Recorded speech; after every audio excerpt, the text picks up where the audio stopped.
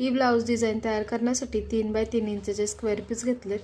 ते अशा प्रकारे 3 वेळा फोल्ड केलंय आणि त्याचा एक ट्रायंगल तयार झालाय.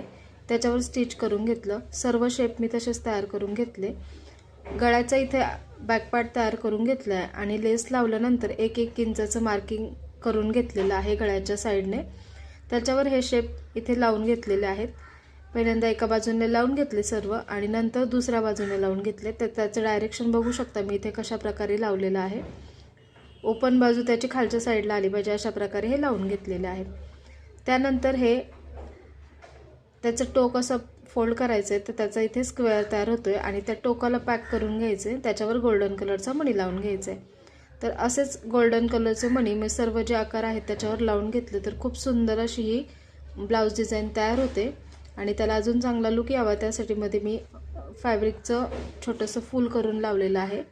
तर हे फूल तयार करण्यासाठी 3 बाय 3 इंचाचा स्क्वेअर पीस घेतलेला आहे आणि तो असं ट्रायंगलमध्ये फोल्ड करून घेतला. तर असे मला 5 स्क्वेअर पीस लागलेले आहेत.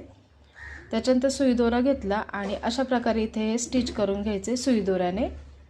हे सर्व जे ट्रायंगल तयार केलेले आहेत त्या अशाच प्रकारे छोटे छोटे प्लेट्स घालून इथे स्टिच करून घ्यायचे.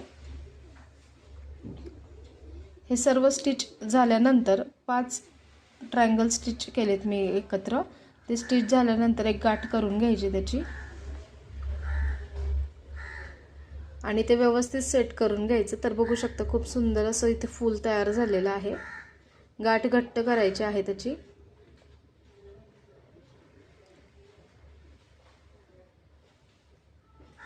असं हे फूल बॅक नेकला बॅक सेंटरला लावून घेतलेलं आहे दोन्ही डिझाईनच्या मध्ये.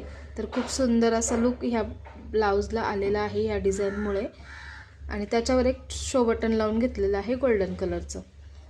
खूप सुंदर अशी ब्लाउजची बॅकनेक डिझाईन तयार झाली. त्याला मी पफ स्लीव्स केलेले आहेत छोटे आणि त्याला पोटली बटन लावलेले आहेत. तर अशा प्रकारे ब्लाउजचा फायनल लुक आलेला आहे. तुम्हाला कसं वाटली डिझाईन कमेंटमध्ये नक्की सांगा. व्हिडिओ आवडला तर लाईक करा आणि अशाच नवीन आणि यूजफुल व्हिडिओ पाहण्यासाठी चॅनलला देखील सबस्क्राईब करा. याच्या आधीसुद्धा भरपूर व्हिडिओ चॅनलवर अपलोड आहेत. ते चॅनलला व्हिजिट करून बघू शकता. धन्यवाद.